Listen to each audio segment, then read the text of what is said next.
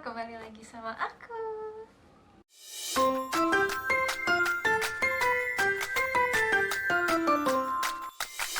Oke, akhirnya aku kembali lagi dengan video baru. Yay! After 2 weeks, I think ya.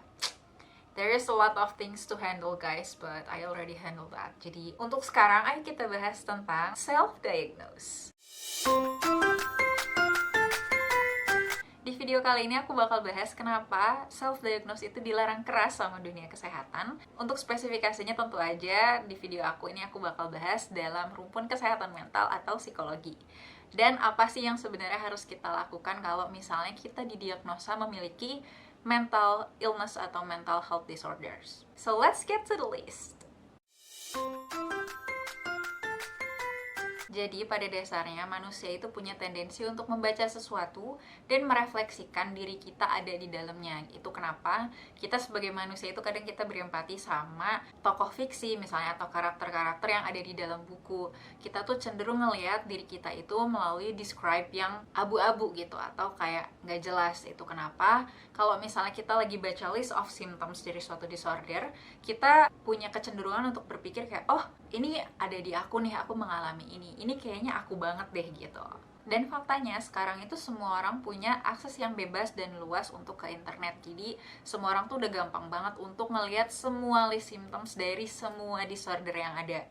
Nah, kalau misalnya kita belajar psikologi, kita akan dikasih tahu nih, setiap kita membaca symptoms atau setiap kita membaca sebuah diagnosa, kita akan punya ketertarikan atau kecenderungan untuk melihat diri kita di setiap symptoms yang ada di situ.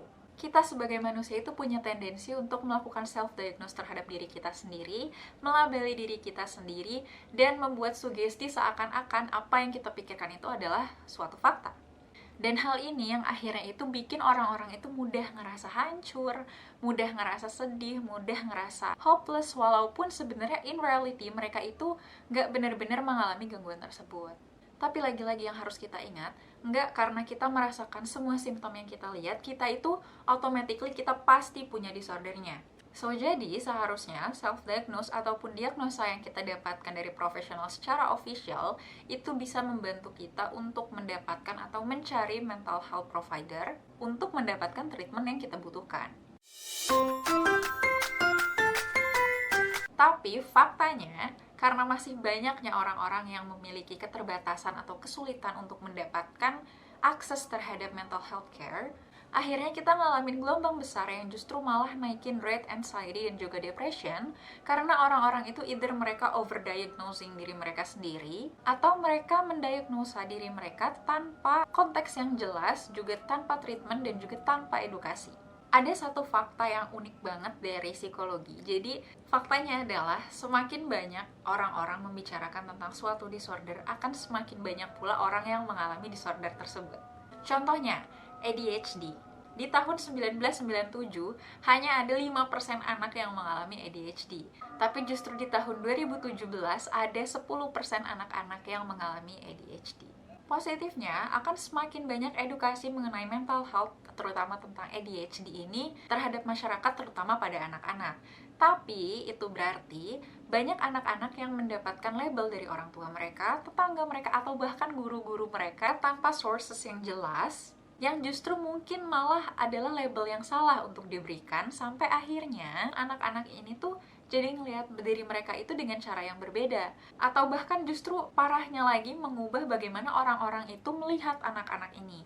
Anak-anak ini justru akhirnya mungkin malah melahirkan perasaan-perasaan yang bikin mereka itu ngerasa hancur, mereka ngerasa rusak, atau bahkan mereka jadi ngerasa nggak mampu lagi nih untuk ngerjain tugas sekolah mereka. Fakta yang sama juga terjadi sama bipolar, di mana waktu tahun 2000 sampai 2010 itu bipolar ini lagi naik-naiknya gitu. Jadi trending lah kasarnya, kayak banyak orang yang membicarakan tentang bipolar sampai akhirnya banyak orang yang melakukan self-diagnose terhadap diri mereka kalau mereka itu mengalami bipolar disorder. So that's why when you feel something strange about yourself, instead of saying like, oh, I think I have a bipolar disorder, I start to act differently in different situation, you should learn more about yourself, guys, and learn how human responds in every situation. Or if you really feel hopeless, kayak kalian benar-benar gak tahu harus melakukan apa, kalian ngerti harus kayak menghadapinya kayak gimana, kalian juga nggak benar-benar bisa paham sama diri kalian, you should ask professional to help you to learn about yourself and ask them to help you understand about what is happening with yourself. So the conclusion is, apakah self-diagnose berbahaya? Yes, you can tell. So please give the best attention for yourself, guys, because I mean like self-diagnose is going to give you nothing. So this is also the reason why kalau misalnya orang-orang curhat sama gue terus kayak mereka start to ask like, am I depression? Am I bipolar? Am I like have an anxiety disorder? Gue gak pernah jawab yang kayak, ini sih dari simptomnya kayak gini ya, ini sih dari simptomnya kemungkinan lo punya ini ya. Because I know guys, kita semua manusia, kita punya tendensi untuk mencocokkan diri kita sama apa yang kita baca, and believe me, that's dangerous guys. Jadi jangan pernah hindari. Sebenarnya gini, menurut gue sendiri ya, menurut gue pribadi, kalau misalnya lo cuman mau baca kayak simptom yang ada di Google, misalnya like you open the internet and search about like katakanlah anxiety disorder, di situ kan pasti keluar simptomnya kan. It's okay to know the symptoms, tapi jangan sampai kalian merefleksikan diri kalian sama simptom itu, karena mau apapun yang kalian baca, kayak kalian lagi sehat-sehat aja, kalian baca simptom depresi, kalian bakal ngerasa kayaknya gue depresi deh. Gak usah mentally, physically. Misalnya kayak symptomsnya pusing, sakit kepala, segala macam, and we start to feel like that.